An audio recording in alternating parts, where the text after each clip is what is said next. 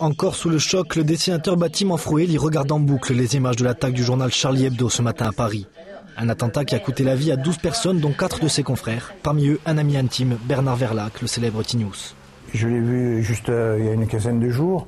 À Paris, on a mangé ensemble, justement tout près de cet endroit où il sortait d'ailleurs d'une réunion comme celle à laquelle il a été surpris aujourd'hui.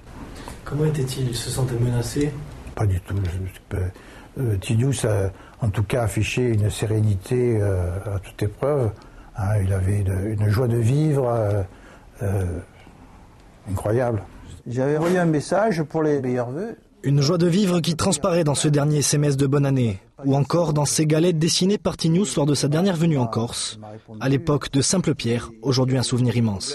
Mais lorsqu'il est reparti, il n'allait pas embarquer toutes ces pierres avec lui, mais il me les a laissées et je les avais mises dans un pot de fleurs là, et je viens de les ressortir là maintenant. T-News avait d'autres attaches avec la Corse. En 2007, il avait illustré le procès d'Yvan Colonne, y consacrant un ouvrage entier. Enfin, avec d'autres victimes comme Wolinski, Charb et Cabu, ils étaient de grands habitués du festival de la BD à Bastia. Son organisatrice est sous le choc. S'attaquer à des artistes de ce talent, de cette jovialité, de cette pertinence sociale et culturelle, effectivement, ça nous laisse vraiment désarmés. Voilà, ça c'était pour les 10 ans du centre. Comme de nombreux acteurs de la société corse, ce centre culturel Una-Hurta devrait se mobiliser dans les jours qui viennent pour rendre hommage aux victimes qui avaient comme seule arme la plume.